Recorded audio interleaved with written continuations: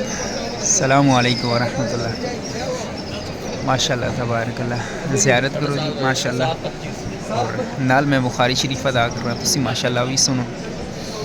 ایک بار نبی کریم صلی اللہ علیہ وسلم لوگوں میں بیٹھے ہوئے ان سے باتیں کر رہے تھے، اتنے میں ایک دیہاتی آپ کے پاس آیا اور پوچھنے لگا کہ قیامت کب آئے گی۔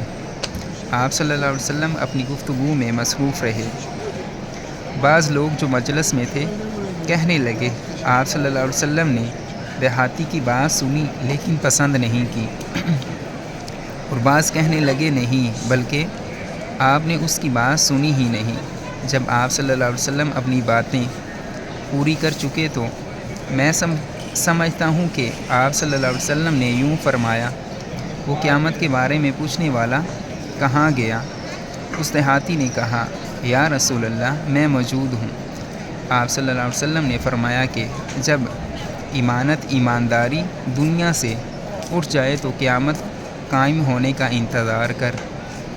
اس نے کہا، ایمانداری اٹھنے کا کیا مطلب ہے؟ آپ صلی اللہ علیہ وسلم نے فرمایا کہ جب حکومت کے کاروبار نالائق لوگوں کو سونپ دیے جائیں تو قیامت کا انتظار کر۔ صحیح بخاری حدیث نمبر 59۔ ماشاء اللہ جی، تساں بخاری شریف سنی ہے۔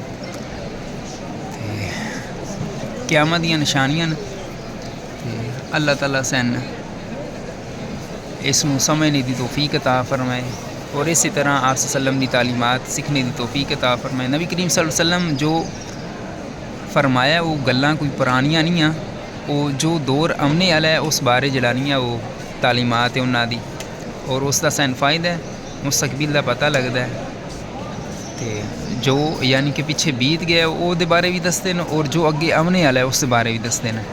تے ٹھیک ہو گیا جی، انشاءاللہ ملنے ہیں نویں ویڈیو۔ اللہ تعالیٰ خیر کرے کہ اللہ تعالیٰ تمام بیماروں سے عطا فرمائے، آمین۔ اللہ تعالیٰ تنگ دستاں دی مدد کرے۔ ٹھیک ہو گیا جی، اللہ تعالیٰ خیر کرے، آمین۔